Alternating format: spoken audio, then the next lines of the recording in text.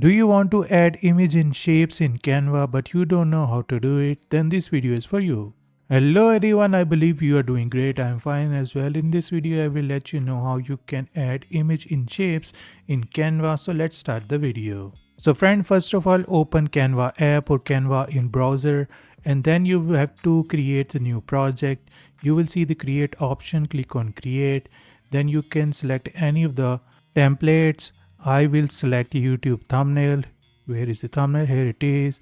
Click on your template or create your own template, and after that you will see the blank page and you will see the element option. Click on that, scroll down, and now you will see the frame options. Here you will see all the frames. You can select any of the frame you like.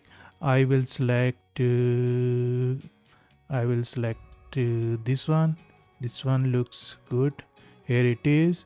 And now what you have to do is upload the image. Click on upload, then click on upload files, and you have to select your image and click on open.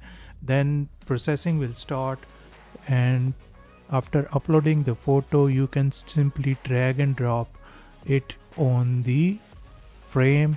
Here we go. You can see now image is in the shape, and you can also adjust the size of the image by double clicking on the photo.